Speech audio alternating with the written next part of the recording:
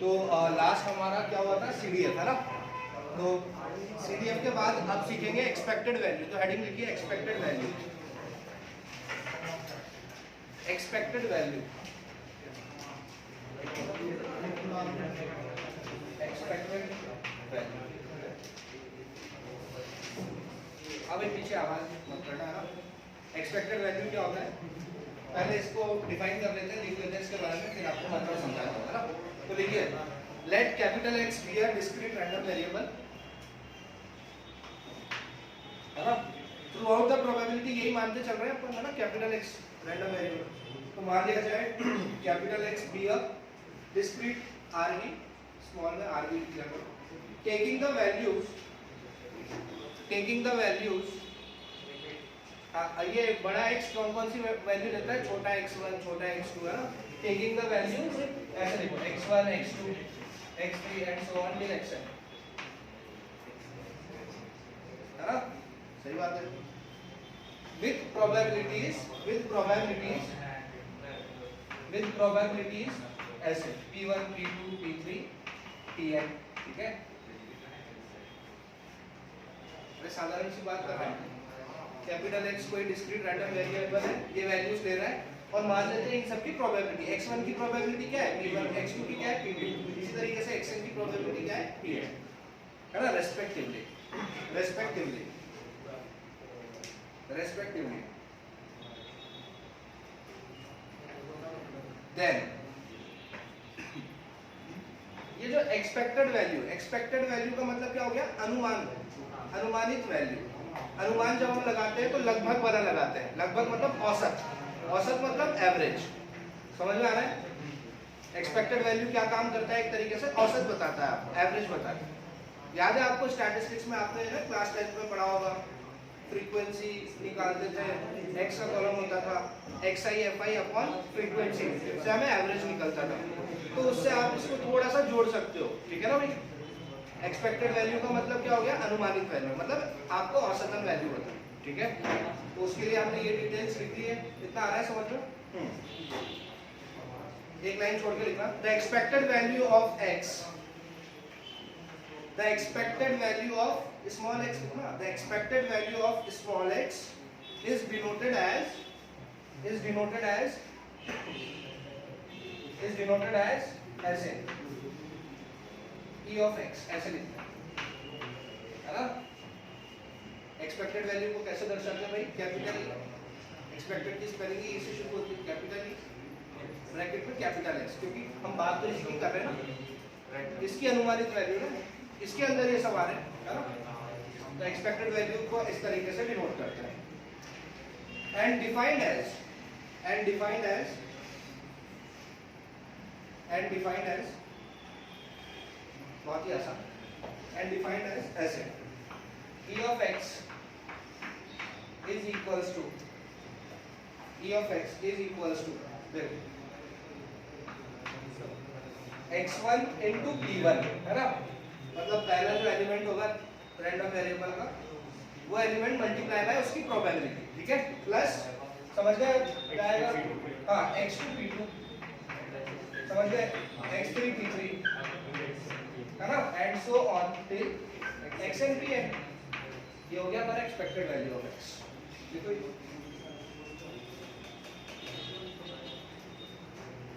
अरे बात समझ में।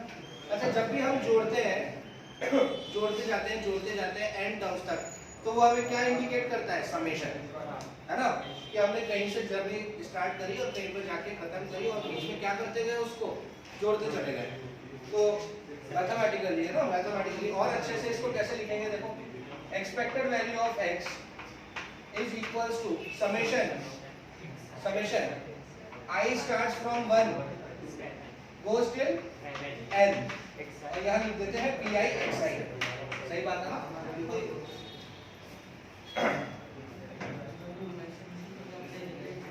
या xi pi जैसा लिखना चाहो, pi xi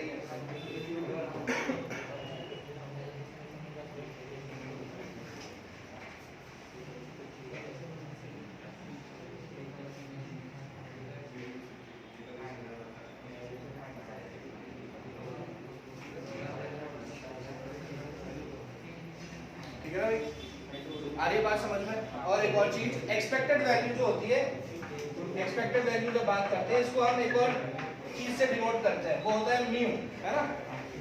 अरे देखा ना फिजिक्स में, एक्सपेक्टेड वैल्यू ऑफ एक्स को म्यू से भी डिनोट करते हैं, ये भी आल्सो डिनोटेड एज म्यू। अगर म्यू शब्द आ गया तो समझ जाओ एक्सपेक्टेड वैल्यू निकालनी है भाई पीछे। अब एक्सपेक्टेड वैल्यू मतलब म्यू भी होता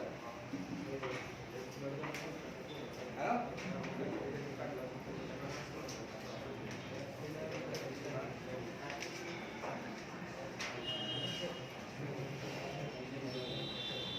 ठीक है, छोटा सा सवाल हो जाए। हाँ तो देखो आप सवाल, अच्छा समझ में आ गया एक्सपेक्टेड वैल्यू का पूरा कॉन्सेप्ट क्या होती है, एक्सपेक्टेड वैल्यू कैसे निकालते हैं। Expected value discrete random variable जो वैल्यूज ले लेता है उनकी जो रिस्पेक्टिव प्रोबेबिलिटीज होती है, तो हर एक एलिमेंट की प्रोबेबिलिटी से मल्टीप्लाई कराते जाओ और ऐड करते जाओ बीच में, है ना। कहाँ तक जितने एलिमेंट्स हैं उनको पार्ट उन सबको जोड़ दो तो हमें एक्सपेक्टेड वैल्यू मिलती है। ठीक है, चलो सवाल करो। Find the expected value. Find the expected value of x. Find the expected value of x.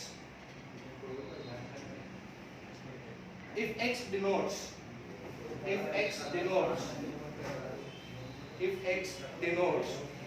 the number obtained. If x denotes the number obtained on the uppermost face. If x denotes the number obtained on the uppermost face when a fair die is thrown. When a fair die is thrown. समझ में आया question? x क्या बात कर रहा है अपनी, ये कैपिटल X क्या बात कर रहा है कि वो क्या है, एक डाई। हाँ है ना, x क्या बोल रहा है कि एक डाई उछाली तो अपर मोस्ट चेहरे पे, मतलब यार लूडो खेलते हो ना तो ऊपर ही ऊपर दिखता है ना, वही हो गया अपर मोस्ट चेहरे पे। क्या क्या क्या दिख सकता है आपको अपर मोस्ट चेहरे पे, डाई उछालोगे है ना। तो x कौन सी वैल्यू ले सकता है ना, हमें 1 दिख सकता है, 2 दिख सकता है, 3 दिख सकता है, 4 दिख सकता है, 5 दिख सकता है, 6 दिख सकता है। ठीक है ना, ये आ गया है ना अपर मोस्ट रो पर। अब इन सब की प्रोबेबिलिटीज क्या हो जाएगी, 1 का है ना 1/6। तो इसकी प्रोबेबिलिटी क्या हो जाएगी 1/6, क्योंकि 2 दिखेगा उसकी, सबकी 1/6 होगी है ना, सबकी 1/6 होगी। 1/6 1/6 1/6 1/6। अरे इधर आ, समझ नहीं आ रही है?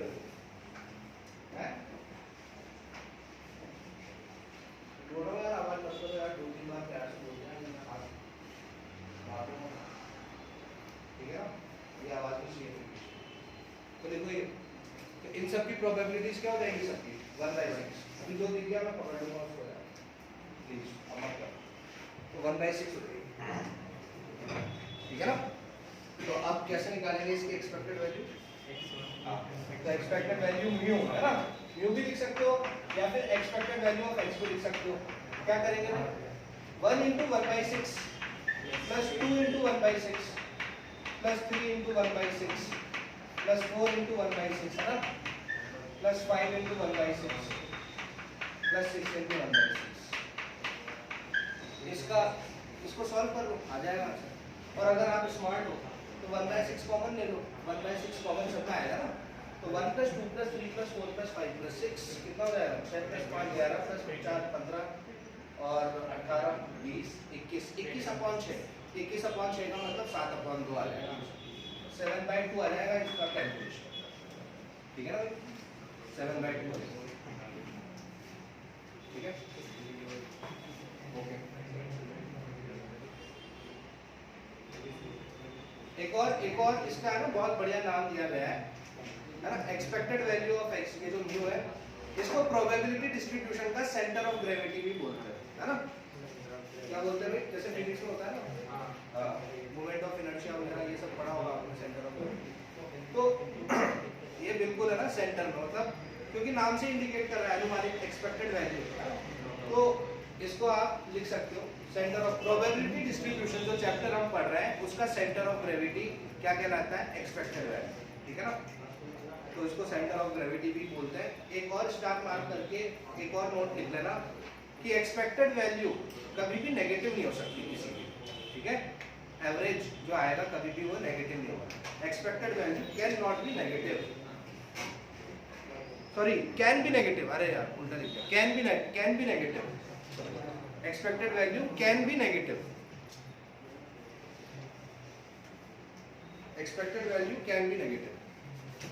स्टैंडर्ड डिविएशन निकालते हैं ना हम, स्टैटिस्टिक्स में पढ़ा होगा आपने, तो स्टैंडर्ड डिविएशन निकालने के लिए अंडर रूट देना पड़ता है, और अंडर रूट हमेशा एक पॉजिटिव क्वांटिटी होती है, तो वो कभी नेगेटिव नहीं हो सकता है ना, मैंने गलती से इसके लिए बोल दिया। Expected value can be negative, can be positive, है ना, नेगेटिव भी हो सकती है पॉजिटिव भी हो सकती है, ठीक है। तो ये बात हुई हमारी एक्सपेक्टेड वैल्यू, आया अच्छे से समझ लो। नेक्स्ट वेरिएंस, छोटे छोटे टॉपिक है ना, फालतू क्यों इसके कोई स्ट्रेच करना। पढ़ लेते हैं एक्सपेक्टेड वैल्यू, पढ़ लेते हैं वेरिएंस, पढ़ लेते हैं, और तीसरा आता है स्टैंडर्ड डिविएशन, जो कि कुछ नहीं होता, under root of variance is standard deviation, कुछ दिमाग में लगाना है ना, तो जो दिमाग में अभी है स्टैंडर्ड डिविएशन, ये भी आसान है, standard deviation, standard deviation, standard deviation, देखो इसके बारे में यार, पहले वेरिएंस लिखो, पहले वेरिएंस लिखो, पहले वेरिएंस के बारे में लिखो, वेरिएंस क्या होता है फिर स्टैंडर्ड डिविएशन, पहले वेरिएंस, पहले वेरिएंस उसके बाद स्टैंडर्ड डिविएशन। तो वेरिएंस के बारे में लिखो, वही x क्या है, लेट कैपिटल X डी है, DRV discrete random variable, capital X एक डिस्क्रीट रैंडम वेरिएबल है, और अब डायरेक्ट लिख देता हूँ, ये ऐसे लिख देता हूँ, x1 x2 x3 ये वैल्यू लेना है xn तक, इसकी प्रोबेबिलिटी क्या हो गई P1 P2 P3 up to Pn, है ना, ये क्या कैपिटल X का खाना है, ये probability of x is equals to xi का खाना है ना, ऐसे लिखते हैं ना, ये x इज इक्वल्स टू छोटा x है, आई तभी तो 1 डालूंगा तो x1 है ना, और उन सबकी प्रोबेबिलिटी ये लिख लो, ठीक है, है ना। और इसके बाद लिखते हैं लेट मान लिया जाए कि इसकी एक्सपेक्टेड वैल्यू क्या है, म्यू है ना, मान लिया जाए इसकी एक्सपेक्टेड वैल्यू क्या है, म्यू, ठीक है। अब तो वेरिएंस क्या होगा, है ना, then variance is equals to ऐसे P1, चलो देखो ना, देखो इसकी प्रोबेबिलिटी ऑफ P1 है ना, उससे क्या करना है आपको, x1 माइनस एक्सपेक्टेड वैल्यू, है ना, x1 माइनस एक्सपेक्टेड वैल्यू का स्क्वायर, ठीक है ना।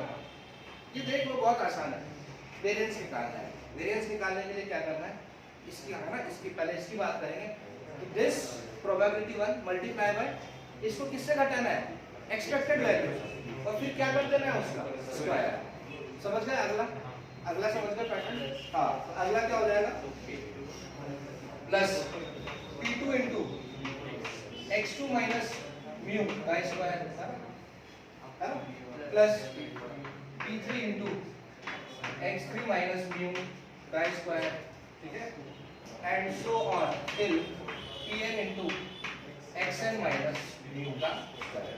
बेसिकली सिर्फ आपको ये रिजल्ट याद रखना है ना, एक्सपेक्टेड वैल्यू, वेरिएंस और स्टैंडर्ड डिविएशन निकालेंगे, और उस पर भी ये वेरिएंस है ना, क्योंकि स्टैंडर्ड डिविएशन तो क्या होगा, जो भी वेरिएंस आएगा उसका स्क्वायर रूट कर देना, स्टैंडर्ड डिविएशन मिल जाएगा, है ना, बहुत आसान है, ठीक है, याद हो गया है ना, याद रख लो इसको, बहुत आसान है, तो इसको है ना।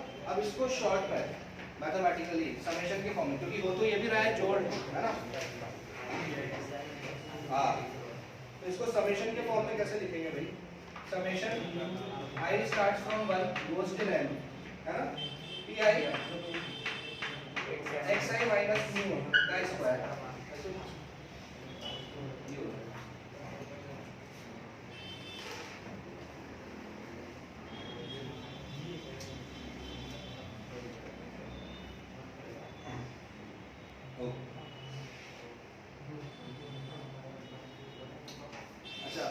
स्टैंडर्ड डिविएशन को सिग्मा बोलते हैं। तो वेरिएंस जो होता है वो क्या होगा, उसका स्क्वायर होगा ना, क्योंकि वेरिएंस का स्क्वायर रूट होता है ना, क्या होता है स्टैंडर्ड डिविएशन, और स्टैंडर्ड डिविएशन को सिग्मा बोलते हैं। तो वेरिएंस को क्या बोलते हैं, सिग्मा स्क्वायर। तो लिख लो, it is denoted as sigma square, it is denoted as sigma square, it is denoted as sigma square. और लिखते हैं ऐसा, देखो VAR ऑफ x है ना, जब भी वेरिएंस की बात है, बड़ा V AR छोटा, और ऑफ कोर्स हम x की बात करें तो इसको रिप्रेजेंट ऐसे करते हैं।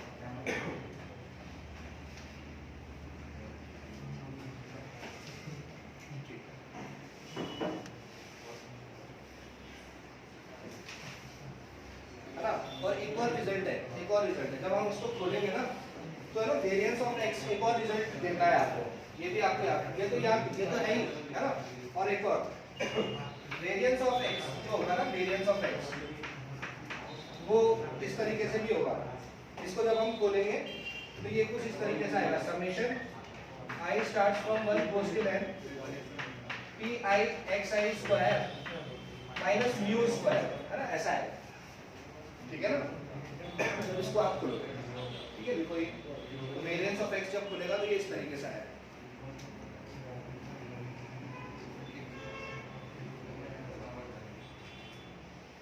है ना।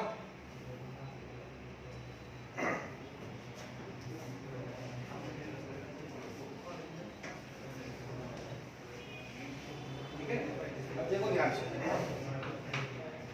Summation i starts from 1 goes to n pi xi क्या होता है, एक्सपेक्टेड वैल्यू है ना, होता है कि नहीं, pi xi। तो xi स्क्वायर है तो क्या हो जाएगा, एक्सपेक्टेड वैल्यू x का स्क्वायर हो जाएगा। ये आई बात समझ में, देखो ये summation i starts from 1 goes to n, अगर pi xi है ना, क्या है, एक्सपेक्टेड वैल्यू ऑफ x है ना, तो अगर यहाँ पर xi का क्यूब हो तो ये हो जाएगा एक्सपेक्टेड वैल्यू ऑफ अंदर x का क्यूब, है ना। अगर ये हो 4 तो ये हो जाएगा एक्सपेक्टेड वैल्यू ऑफ इस तरीके, ठीक है। तो यहाँ क्या हो रहा है, हमारा xi का स्क्वायर है ये बात, तो ये क्या हो जाएगा, expected value of x square, है ना, क्या होगा ये यही बात समझो, एक्सपेक्टेड वैल्यू ऑफ अंदर x स्क्वायर, अंदर वाला x स्क्वायर मतलब ये जो एलिमेंट हो गए ना x1 x उनके स्क्वायर्स, है ना, ऐसे समझो, लॉजिक समझो, है ना, ठीक है, ये आया समझ में, ठीक है।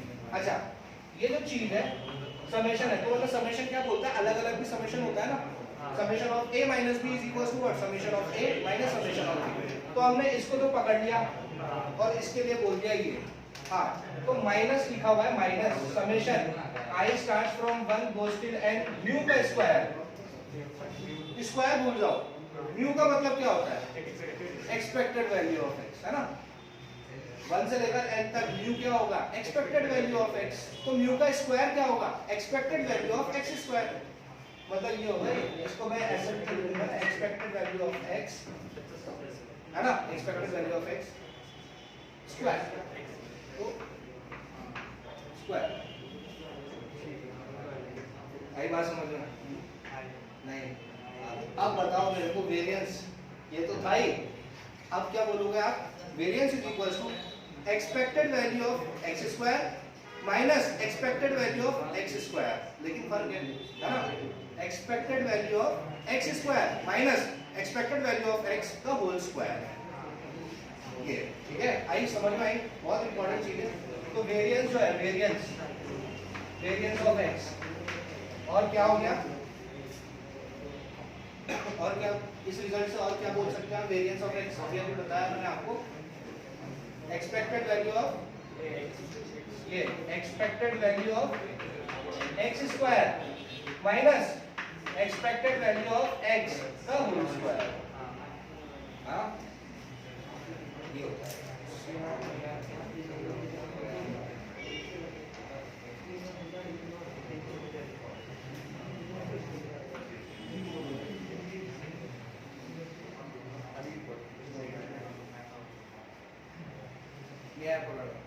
आपकी बात अच्छा से अभी समझ लो, क्योंकि इसी बात समझ ली इसमें, और कुछ है नहीं चैप्टर जो समझना था वेरिएंस। भाई वेरिएंस ऐसा होता है ना, जब हम खोलेंगे ना उसको तो ये ऐसा दिखेगा, और ऐसा दिखने के बाद समेशन हम इसका अलग अलग करेंगे, है ना। अपने आप से सवाल करेंगे छोटा सा कि पी आई एक्स आई का समेशन 1 से लेकर n तक होता है एक्सपेक्टेड वैल्यू ऑफ x, तो p i x i n का क्या होगा, expected value of x n. अगर यहाँ 2 होगा तो 2, 3 होगा तो 3, 4 होगा तो 4, तो इसको ऐसे रिप्रेजेंट कर दूंगा, कैसे, ऐसे एक्स आई स्क्वायर है ना, तो ऐसे रिप्रेजेंट कर दिया। अगर यहाँ 10 होता तो क्या हो जाता है, एक्स की पावर 10 हो जाता है ना। और ये चीज क्या है, म्यू का स्क्वायर, उससे पहले म्यू होता क्या है, एक्सपेक्टेड वैल्यू ऑफ x, तो म्यू का स्क्वायर क्या होगा, एक्सपेक्टेड वैल्यू ऑफ x का होल स्क्वायर, खत्म बात, ये हो गया वेरिएंस। तो वेरिएंस बोलता है मेरी एक शक्ल ऐसी भी है, ठीक है। अगर क्वेश्चन की डिमांड अगर आपको एक्सपेक्टेड वैल्यू का रोल आ रहा हो सवाल में, तो मेरा वेरिएंस जब आप निकालना चाहो तो ऐसे निकाल सकते हो, ठीक है ना भाई, यार हो गया, ये बड़ी चीज तो नहीं है, ठीक है। आप समझ लीजिए तो बहुत अच्छी बात है। तो वेरिएंस जो है वो हमेशा नॉन नेगेटिव होता है। नॉन नेगेटिव का मतलब क्या है, जीरो हो सकता है, पॉजिटिव हो सकता है, पॉजिटिव ऑफ कोर्स होगा ही, नेगेटिव नहीं चलेगा। तो लिख लो ये बात, variance of x is always ऐसे, वेरिएंस हमेशा नॉन नेगेटिव, ठीक है। जब भी वेरिएंस की बात करेंगे ऐसे रिप्रेजेंट करेंगे, बड़ा भी, छोटा ए आर, ब्रैकेट में कैपिटल एक्स, है ना।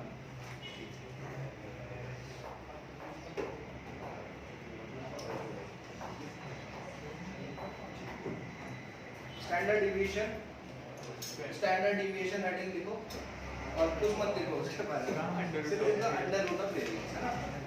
Next heading standard deviation, standard deviation represented as sigma,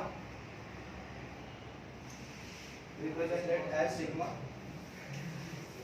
और देखो sigma is equals to under root of variance, under root of variance, and we all know that under root is a positive non negative quantity, तो of course standard deviation भी कभी भी क्या नहीं हो सकता, नेगेटिव नहीं हो सकता, है ना। क्या हो सकता है कि भाई अंडर रूट के अंदर कोई आइटम आपको नेगेटिव आउटपुट दे सकता है ना, तो ये भी लिखो, cannot be negative, like standard deviation it is always positive.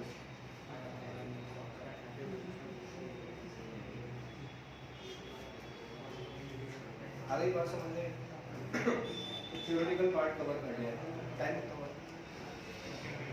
15 minute है, तो आ गया समझ में ये। हाँ चलिए एक सवाल कर लेते हैं। हाँ तो देखो यार, ये एक्शन मतलब इसमें आपको वो ब्लॉक्स काफी बनाने होंगे, कौन कौन से, एक्सपेक्टेड वैल्यू का, कभी expected value of x square का, है ना। तो चीज समझने में तो आसान है लेकिन लेंथी जाएगी, आपकी कैलकुलेशन का टेस्ट होगा यहाँ पे, है ना, प्लस माइनस की कैलकुलेशन की गलती मत करो, ठीक है। तो चलिए एक क्वेश्चन करते हैं।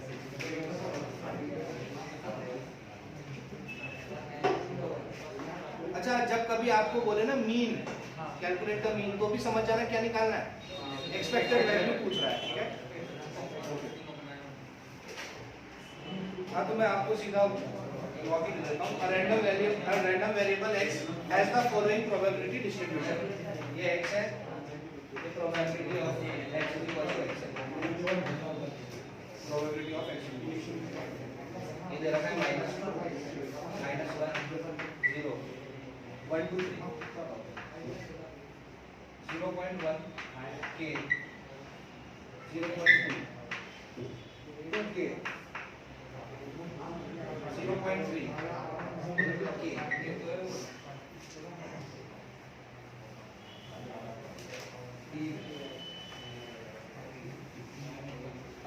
आगे समझ में, ठीक है। तो दो तीन चीजें पूछी है इसमें, फाइंड के, सबसे पहले के निकालिए, मीन निकालिए एंड वेरिएंस ऑफ एक्स निकालिए, ठीक है। के, mean and variance of x,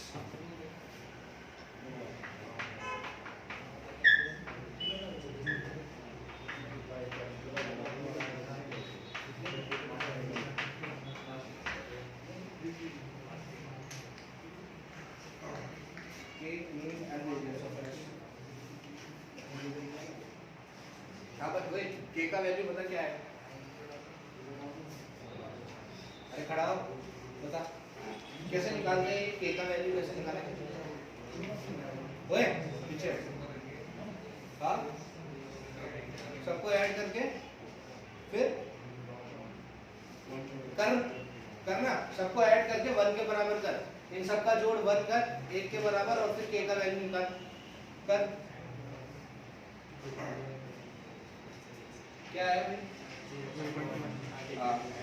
k plus 2k plus k 4k है ना, 4k plus 0.6 equals to 1, तो 4k is equals to 0.4, तो k is equals to 0.1 है ना।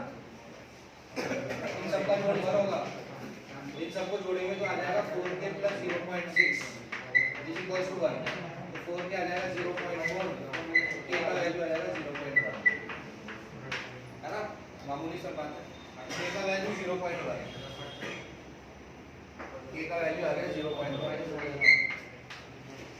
भाभी जहाँ जहाँ k दिख रहा है ना वहाँ वहाँ 0.1 फिट कर दो। हाँ तो ये चीज भी क्या हो जाएगी 0.1। हाँ भाई 2 into 0.1 कितना हो जाएगा 0.2, और k का वैल्यू वापस 0.1, ऐसा बन जाएगा। आ रहा है समझ में? ठीक है, अब क्या निकालना है? सबसे पहले मीन है ना, तो मीन निकाल लो। अब जिसकी कैलकुलेशन फास्ट है उसको पता है, सीधे क्या करना है टिक टिक है ना, कितना हो जाएगा ये -0.2 -0.2 प्लस -0.1 है ना, प्लस माइनस माइनस -0.2। हाँ 0 into any number 0, 1 into 0.2 is 0.2, 2 into 0.3 is 0.6, और 3 into 0.1 is 0.3। इन सबको कर दो, -0.2 से +0.2 कैंसिल हो जाएगा है ना। 0.6 में 0.3 जोड़ा तो 0.9 आया, उससे 0.1 घटाया तो 0.8 आ जाएगा है ना, तो 0.8 आ जाएगा आंसर। ये क्या है हमारा मीन, मतलब क्या है हमारा एक्सपेक्टेड वैल्यू ऑफ x, मतलब हम म्यू भी बोल सकते हैं, मतलब हम मीन भी बोल सकते हैं, जो बोलना है बोलो। ये हमारा आ गया, आया सबका 0.8 है। वेरिएंस ऑफ x निकालना है, हाँ भाई वेरिएंस ऑफ x निकालना है, तो उसके लिए चलो एक बार मैं बता देता हूँ आपको। मीन ये तो समझ में आ ही गया है ना, वेरिएंस की कैलकुलेशन कैसे कर लेते हैं वो भी मैं आपको बता देता हूँ। अच्छा ध्यान रहे, मीन कितना निकाला है हमने 0.8 है ना, मीन आया हमारा 0.8, यही आया था ना। हाँ मतलब एक्सपेक्टेड वैल्यू ऑफ x। अब हमें क्या निकालना है वेरिएंस ऑफ x। देखो ध्यान से, variance of x, variance of x में हमने क्या पढ़ा था? वेरिएंस ऑफ x होता है एक्सपेक्टेड वैल्यू ऑफ x का square minus expected value of x का होल स्क्वायर है ना, सही बात है। तो पहले हमें निकालना है expected value of x square, क्योंकि ये बहुत आसान है, ये तो क्या है इसी का स्क्वायर कर दूंगा तो ये मिल जाएगा ना। अरे एक्सपेक्टेड वैल्यू ऑफ x का स्क्वायर मतलब 0.8 का स्क्वायर, तो जो खेल है वो ये है, ठीक है। Expected value of x square मतलब दिस इनटू दिस का स्क्वायर, क्या बोला ऐसे, ये वाली चीज निकालनी है मुझे। क्या निकालनी है? Expected value of x square निकालना है। तो क्या करना है मेरे को, ये प्रोबेबिलिटी जो है 0.1 उसको मल्टीप्लाई किससे करना है? -2 के स्क्वायर से। ऑफ कोर्स थोड़ा कॉमन सेंस तो लगाओ ना, लिखा है ना x स्क्वायर, तो x का हर एलिमेंट का स्क्वायर। आई बात समझ रहे हो? हां करो इसको कंप्लीट। फिर नेक्स्ट क्या हो जाएगा? प्लस 0.1 into -1 का स्क्वायर प्लस 0.2 into 0 का स्क्वायर, जो कि तो 0 ही आएगा, प्लस अगेन 0.2 into 1 का स्क्वायर, बहुत ऑर्डनरी कैलकुलेशन है, प्लस 0.3 into 2 का स्क्वायर प्लस 0.1 into 3 का स्क्वायर। बात आ रही है समझ में? है ना, इससे हमें ये निकल जाएगा।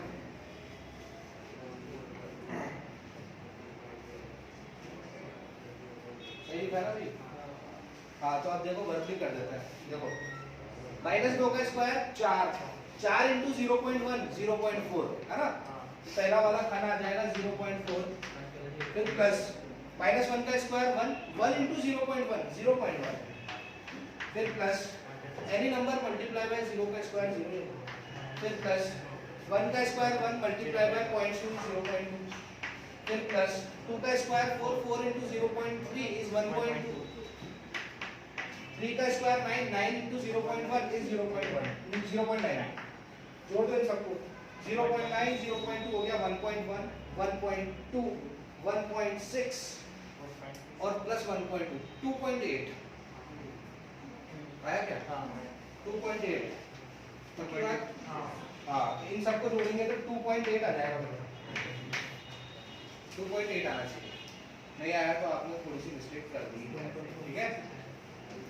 आया भाई? हाँ तो ये चीज आ गई 2.8 और ये चीज क्या होगी 0.8 का स्क्वायर, तो आंसर क्या होगा आपका 2.8 माइनस 0.8 का whole square, that means 2.8 minus 0.64 है ना, डेसिमल के बाद दो नंबर आएंगे ना क्योंकि पॉइंट से पॉइंट मल्टीप्लाई कर रहे हैं। अब 2.8 से 0.64 माइनस करोगे तो 2.16 आएगा, अब ये आपका वेरिएंस क्या है आया, ये हो जाएगा आपका वेरिएंस ऑफ x,